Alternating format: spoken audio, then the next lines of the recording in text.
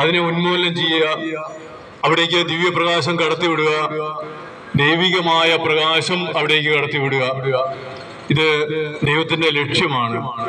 കാരണം എന്നെയും നമ്മളെ ഓരോരുത്തരെയും സൃഷ്ടിച്ചത് ദൈവമാണ്.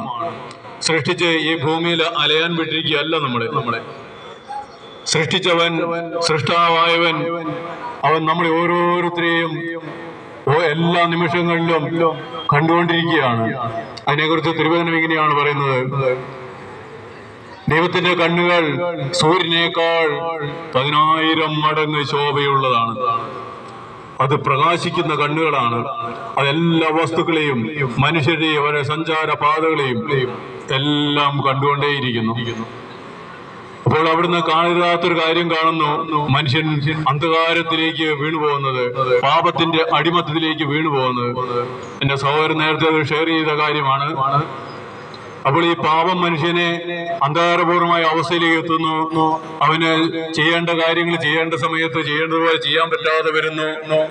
മനുഷ്യ അവന്റെ ജീവിതത്തിലുണ്ടാകുന്ന പരാജയങ്ങളെ ഈ ലോകത്തിന്റെ രീതികളെ അവൻ നേരിടുന്നു. ഒരുപക്ഷെ മദ്യത്തിന്റെ അടിമത്തിലേക്ക് പോകാം, അതല്ലെങ്കിൽ ആത്മഹത്യയിലേക്ക് പോകാം, അങ്ങനെ മറ്റു പല രീതികളിലേക്കും കടന്നു പോകുന്നു.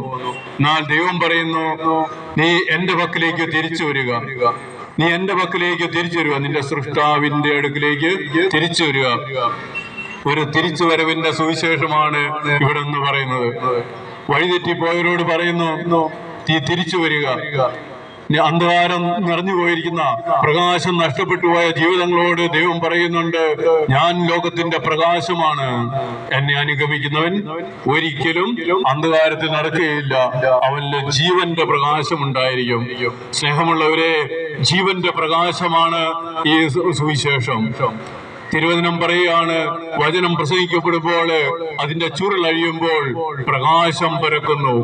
വചനമായ ദൈവത്തെ കുറിച്ച് സംസാരിക്കുമ്പോൾ അതിന്റെ ചുരുളഴിയുമ്പോൾ, അതിന്റെ പൊരുള് മനസ്സിലാക്കാൻ കഴിയുമ്പോൾ പ്രകാശം പരക്കുന്നു. ആ പ്രകാശം മനുഷ്യ ജീവിതത്തിലെ വെളിച്ചമാണ്. മനുഷ്യ ജീവിതത്തിന് എന്നും നമ്മൾ മുറുകെ പിടിക്കേണ്ട വെളിച്ചമാണ് ആ പ്രകാശം. അതിന് മുറുകെ പിടിക്കുവാൻ വേണ്ടിയുള്ള ഒരു പ്രഘോഷണമാണ് സുവിശേഷ പ്രഘോഷണം. അത് എല്ലാ മനുഷ്യർക്കും ആവശ്യമാണ്. ദൈവം ഒന്നേ ഉള്ളൂ, ഒരുവൻ മാത്രമേ ഉള്ളൂ. തിരുവചനം വളരെ കൃത്യമായിട്ട് ബൈബിൾ പറയുന്നു, ഞാൻ സകല മർത്യരുടെയും ദൈവമായ കർത്താവാണ്.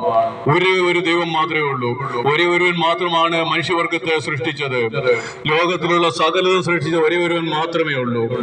അവൻ തന്നെയാണ് മനുഷ്യരൂപം സ്വീകരിച്ചുകൊണ്ട് ഈ ഒരു സ്ത്രീയിൽ നിന്നും ഭൂജാതനായി ഈ ഭൂമിയിൽ ജനിച്ചു വളർന്ന യേശു.